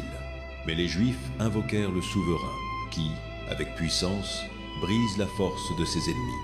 Et ils prirent la ville en leurs mains et tuèrent jusqu'à 25 000 de ceux qui s'y trouvaient. Partant de là, ils se hâtèrent vers Cytopolis, qui est à 75 000 de Jérusalem. Mais quand les Juifs qui y habitaient témoignèrent de la bienveillance que les gens de Cytopolis leur avaient montrée et de leur bon traitement en temps de malheur, ils les remercièrent et les exhortèrent à être bien disposés envers leur race à l'avenir aussi. Puis ils montèrent à Jérusalem alors que la fête des semaines était proche. Judas défait Gorgias. Après la fête appelée Pentecôte, ils se hâtèrent contre Gorgias, le gouverneur d'Idumée, et il sortit avec 3000 fantassins et 400 cavaliers. Quand ils engagèrent le combat, il arriva que quelques Juifs tombèrent. Mais un certain Dosithée, un des hommes de Bassénor, qui était à cheval et était un homme fort, saisit Gorgias et, agrippant son manteau, le traînait de toutes ses forces, souhaitant prendre l'homme vivant, quand un des cavaliers thraces fondit sur lui et lui coupa le bras. Ainsi Gorgias s'échappa et atteignit Marissa. Comme Édrie et ses hommes combattaient depuis longtemps et étaient fatigués, Judas invoqua le Seigneur pour qu'il se montre leur allié et chef dans la bataille, dans la langue de leur père. Il éleva le cri de guerre avec des hymnes. Puis il chargea contre les hommes de Gorgias alors qu'ils ne s'y attendaient pas et les mit en fuite. Prièrent pour se tuer au combat. Puis Judas rassembla son armée et alla à la ville d'Adullam. Comme le 7e jour approchait, ils se purifièrent selon la coutume, et ils gardèrent le sabbat là. Le jour suivant, comme à ce moment il était devenu nécessaire, Judas et ses hommes allèrent prendre les corps des tombés et les ramener pour les enterrer avec leurs parents dans les tombeaux de leurs pères. Puis, sous la tunique de chacun des morts, ils trouvèrent des objets sacrés des idoles de Jamnia, que la loi interdit aux Juifs de porter. Et il devint clair pour tous que c'était pourquoi ces hommes étaient tombés. Ainsi ils bénirent tous les voies du Seigneur, le juste juge qui révèle les choses cachées. Et ils se tournèrent vers la prière, suppliant que le péché commis soit entièrement effacé. Et le noble Judas exhorta le peuple à se garder libre de péché, car ils avaient vu de leurs propres yeux ce qui était arrivé à cause du péché de ceux qui étaient tombés. Il fit aussi une collecte, homme par homme, pour un montant de 2000 drachmes d'argent, et l'envoya à Jérusalem pour pourvoir à une offrande pour le péché. En faisant cela, il agit très bien et honorablement, tenant compte de la résurrection. Car s'il n'avait pas attendu que ceux qui étaient tombés ressuscitent, il aurait été superflu et insensé de prier pour les morts. Mais s'il visait la splendide récompense réservée à ceux qui s'endorment dans la piété, c'était une pensée sainte et pieuse. C'est pourquoi il fit l'expiation pour les morts, afin qu'ils soient délivrés de leurs péchés. 2 Maccabées chapitre 13. Puis Aloïs fut mis à mort le premier. Dans la 149e année, la nouvelle vint à Juda et à ses hommes, qu'Antiochus Jupiter venait avec une grande armée contre la Judée, et avec lui Lysaas, son tuteur, qui avait la charge du gouvernement. Chacun d'eux avait une force grecque de 110 000 fantassins, 5 300 cavaliers, 22 éléphants, et 300 chars armés de faux. Ménalaus se joignit aussi à eux, et avec une hypocrisie totale, exhorta Antiochus, non pas pour le bien, être de son pays, mais parce qu'il pensait qu'il serait établi dans ses fonctions. Mais le roi des rois excita la colère d'Antiochus contre le scélérat. Et quand Lysaas l'informa que cet homme était à blâmer pour tous les troubles, il ordonna qu'il l'emmène à Bérée et qu'il le mette à mort par la méthode qui est la coutume en ce lieu. Car il y a une tour en ce lieu, haute de 50 coudées, pleine de cendres, et elle a un rebord qui court tout autour, qui de tous côtés s'incline précipitamment dans les cendres.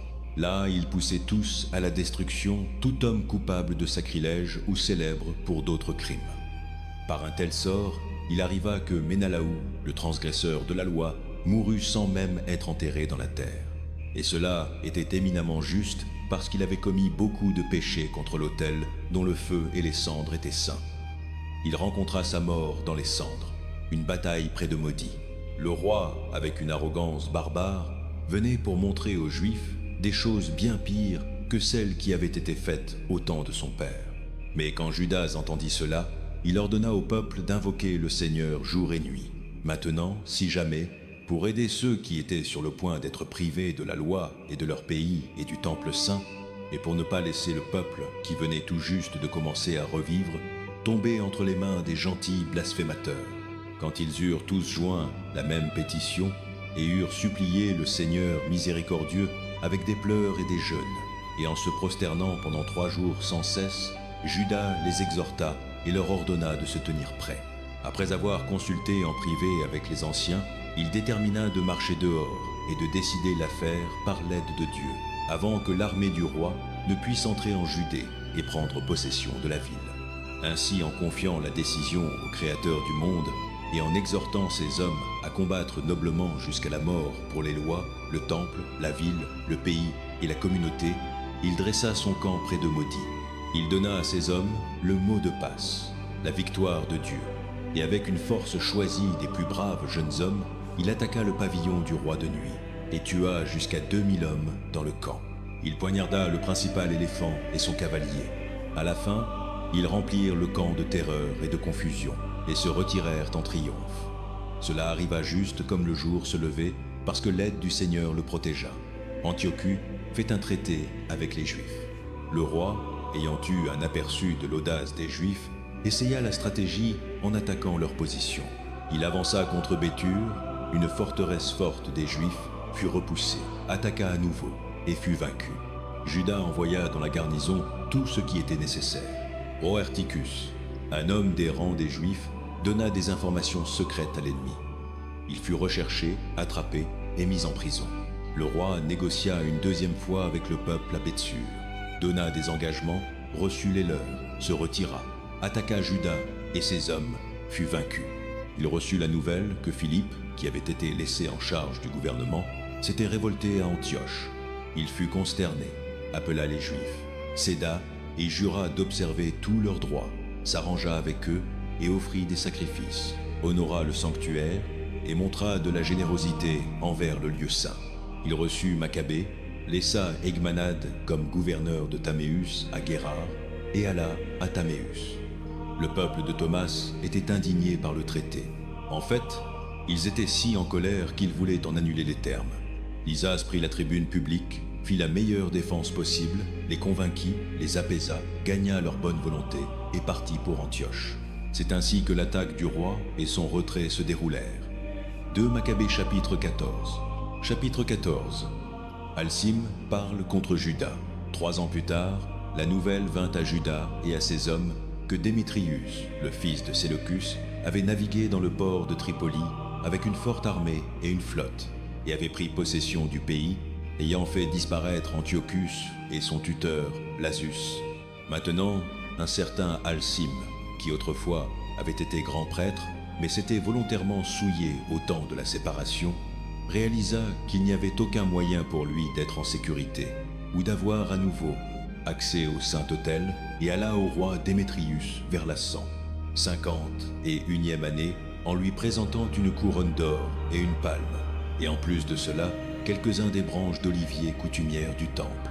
Pendant ce jour, il garda le silence, mais il trouva une opportunité qui favorisa son but fou quand il fut invité par Démétrius à une réunion du conseil et fut interrogé sur la disposition et les intentions des Juifs. Il répondit « Ceux des Juifs, qui sont appelés Assidéens, dont le chef est Judas Maccabée, maintiennent la guerre et excitent la sédition, et ne laissent pas le royaume atteindre la tranquillité. Par conséquent, j'ai mis de côté ma gloire ancestrale, je veux dire le grand sacerdoce, et suis maintenant venu ici. D'abord, parce que je suis sincèrement concerné par les intérêts du roi, et ensuite, parce que j'ai aussi égard pour mes concitoyens.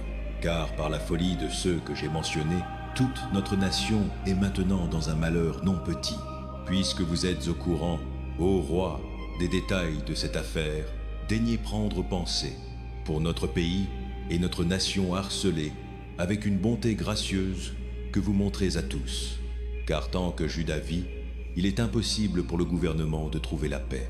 Quand il eut dit cela, le reste des amis du roi, qui étaient hostiles à Judas, enflamma rapidement Démétrius encore plus, et il choisit immédiatement Nicanor, qui avait été au commandement des éléphants, le nomma gouverneur de Judée et l'envoya avec des ordres de tuer Juda et de disperser ses hommes, et d'établir Alcim comme grand prêtre du plus grand temple.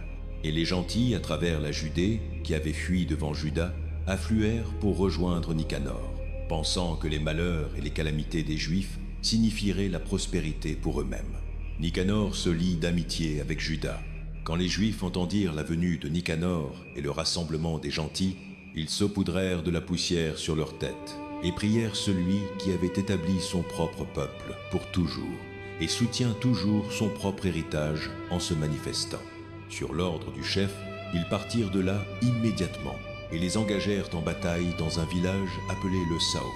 Simon, le frère de Juda, avait rencontré Nicanor, mais avait été temporairement arrêté à cause de la consternation soudaine créée par l'ennemi. Néanmoins, Nicanor, entendant parler de la vaillance de Judas et de ses hommes et de leur courage en bataille pour leur pays, recula devant décider l'issue par le sang. Par conséquent, il envoya Posidonius et Théodote et Matthias pour donner et recevoir des engagements d'amitié. Quand les termes eurent été pleinement considérés et que le chef eut informé le peuple et qu'il apparut qu'ils étaient d'un seul esprit, ils acceptèrent l'alliance et les chefs fixèrent un jour pour se rencontrer entre eux. Un char vint de chaque armée. Des sièges d'honneur furent placés. Judas posta des hommes armés prêts à des endroits clés pour empêcher une trahison soudaine de la part de l'ennemi. Ils tinrent la conférence appropriée. Nicanor resta à Jérusalem et ne fit rien d'inapproprié, mais renvoya les foules de gens qui s'étaient rassemblés. Et il garda toujours Judas en sa présence. Il était chaleureusement attaché à l'homme, et il l'exhorta à se marier et à avoir des enfants. Ainsi il se maria, s'établit et partagea la vie commune. Nicanor se retourne contre Judas, mais quand Alcim remarqua leur bonne volonté l'un pour l'autre, il prit l'alliance qui avait été faite et alla à Démétrius. Il lui dit que Nicanor était déloyal au gouvernement, car il avait nommé ce conspirateur contre le royaume, Judas, pour être son successeur. Le roi s'excita et fut provoqué par les fausses accusations de cet homme dépravé. Écrivit à Nicanor, déclarant qu'il était mécontent de l'alliance, et lui commandant d'envoyer Maccabée à Antioche comme prisonnier sans délai. Quand ce message vint à Nicanor, il fut troublé et affligé qu'il devait annuler leur accord, quand l'homme n'avait fait aucun mal. Puisqu'il n'était pas possible de s'opposer au roi, il guetta une opportunité pour accomplir cela par une stratégie. Mais Maccabée, remarquant que Nicanor était plus austère dans ses dealings avec lui et le rencontrait plus rudement que n'était sa coutume, conclut que cette austérité ne provenait pas des meilleurs motifs. Ainsi, il rassembla pas peu de ses hommes et alla se cacher de Nicanor. Quand ce dernier devint conscient qu'il avait été habilement surpassé par l'homme, il alla au grand et saint temple tandis que les prêtres offraient les sacrifices coutumiers et leur commanda de livrer l'homme. Et quand ils déclarèrent sous serment qu'ils ne savaient pas où était l'homme qu'ils cherchaient, il étendit sa main droite vers le sanctuaire et jura ce serment. « Si vous ne livrez pas Judas à moi comme prisonnier, je nivellerai ce parvis de Dieu au sol et je démolirai l'autel, et je construirai ici un temple splendide à Dionysos. » Ayant dit cela, il s'en alla. Alors les prêtres étendirent leurs mains vers le ciel et appelèrent le défenseur constant de notre nation dans ces mots. « Ô Seigneur de tout, qui n'avez besoin de rien, vous êtes content qu'il y ait un temple pour votre habitation parmi nous. Ainsi maintenant, ô Saint, Seigneur de toute sainteté, gardez à jamais immaculée cette maison qui a été si récemment purifiée. Razi meurt pour son pays.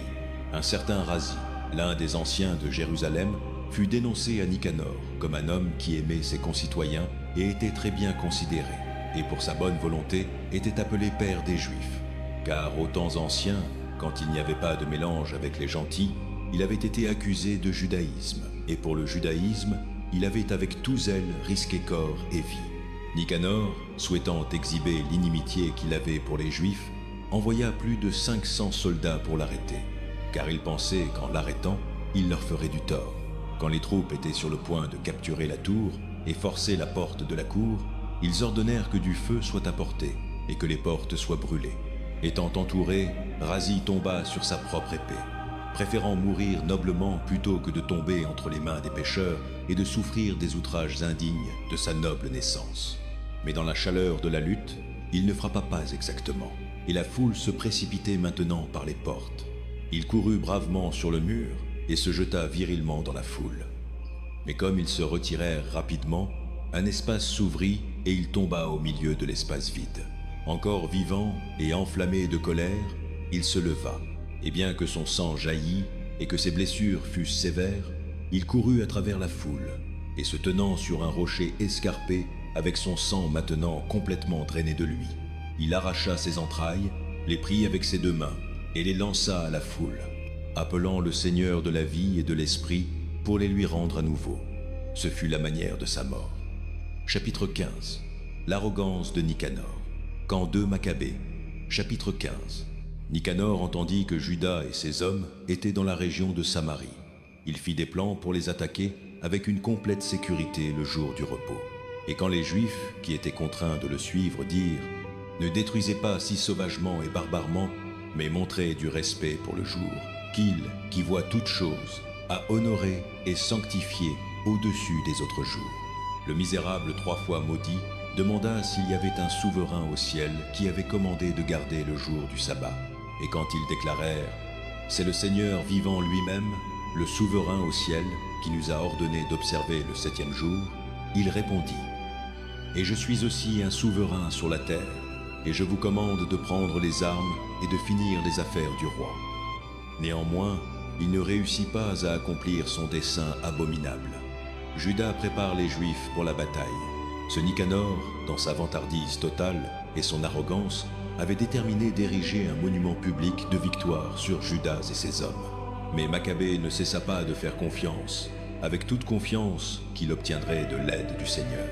Et il exhorta ses hommes à ne pas craindre l'attaque des gentils, mais à garder en esprit les temps anciens quand l'aide leur était venue du ciel, et maintenant à attendre la victoire que le Tout-Puissant leur donnerait, en les encourageant par la loi et les prophètes, et en leur rappelant aussi les luttes qu'ils avaient gagnées, il les rendit plus impatients.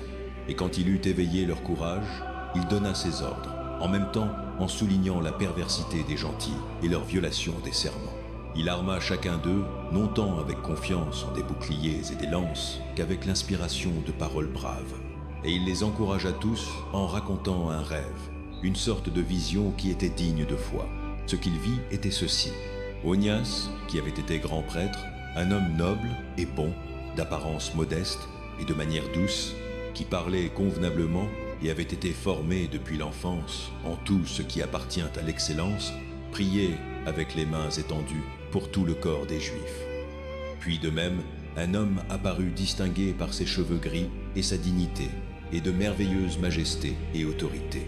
Et Onias parla en disant « Cet homme qui aime les frères et prie beaucoup pour le peuple et la ville sainte, Jérémie, le prophète de Dieu. » Jérémie étendit sa main droite et donna à Juda une épée d'or.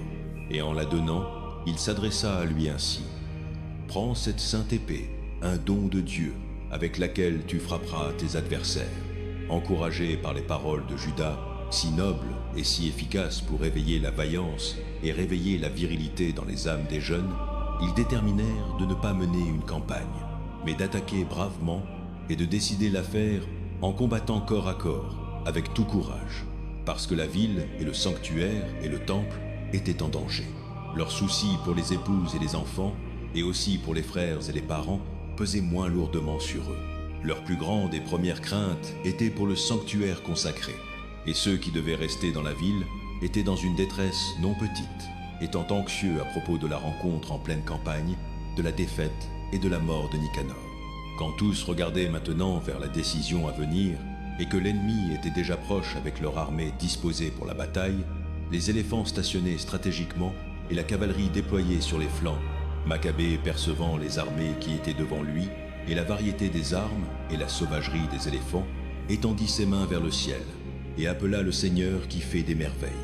Car il savait que ce n'est pas par les armes, mais comme le Seigneur décide qu'il gagne la victoire pour ceux qui la méritent, et il l'appela dans ces mots. « Ô Seigneur, tu as envoyé ton ange au temps d'Ézéchias, roi de Judée, et il tua pleinement 185 000 dans le camp de Sénachérib. Ainsi maintenant, ô souverain des cieux, envoie un bon ange pour porter la terreur et le tremblement devant nous. Par la force de ton bras, que ceux qui blasphèment, qui viennent contre ton peuple saint, soient frappés. » Avec ces mots, il termina sa prière. Nicanor et ses hommes avancèrent avec des trompettes et des chants de bataille, et Judas et ses hommes rencontrèrent l'ennemi en bataille avec invocation à Dieu et prière. Ainsi, en combattant avec leurs mains et en priant Dieu dans leur cœur, ils abattirent pas moins de 35 000 hommes et furent grandement réjouis par la manifestation de Dieu. Quand l'action fut terminée et qu'ils retournaient avec joie, ils reconnurent Nicanor gisant mort en pleine armure. Alors il y eut des cris et du tumulte, et ils bénirent le souverain Seigneur dans la langue de leur père. Et l'homme qui était toujours en corps et en âme le défenseur de ses concitoyens, l'homme qui maintenait sa bonne volonté juvénile envers ses compatriotes, leur ordonna de couper la tête et le bras de Nicanor et de les porter à Jérusalem. Et quand il arriva là, et eut appelé ses compatriotes ensemble et stationné les prêtres devant l'autel, il envoya chercher ceux qui étaient dans la citadelle. Il leur montra la tête vile de Nicanor et le bras de cet homme profane qui avait été étendu avec vantardise contre la sainte maison du Tout-Puissant. Et il coupa la langue de l'impie Nicanor et dit qu'il la donnerait morceau par morceau aux oiseaux et accrocherait ses récompenses de sa folie en face du sanctuaire. Et eux tous, regardant vers le ciel, bénirent le Seigneur qui s'était manifesté en disant « Béni soit-il, qui a gardé son propre lieu immaculé. » Et il accrocha la tête de Nicanor à la citadelle, un signe clair et conspicuce à tous de l'aide du Seigneur. Et ils décrétèrent tous, par vote public, de ne jamais laisser ce jour passer inobservé, mais de célébrer le 13e jour du 12e mois, qui est appelé Hadar dans la langue syrienne, le jour avant le jour de Mardoché. L'épilogue du compilateur. C'est donc ainsi que les affaires se déroulèrent avec Nicanor. Et depuis ce temps, la ville est en possession des Hébreux. Ainsi, moi aussi, je vais ici terminer mon histoire. Si elle est bien racontée et au point, c'est ce que je désirais moi-même. Si elle est mal faite et médiocre, c'était le mieux que je pouvais faire. Car tout comme il est nuisible de boire du vin seul, ou encore de boire de l'eau seule, tandis que le vin mélangé avec de l'eau est doux et délicieux et augmente le plaisir de chacun, ainsi, aussi le style de l'histoire ravit les oreilles de ceux qui lisent l'œuvre. Et ici sera la fin.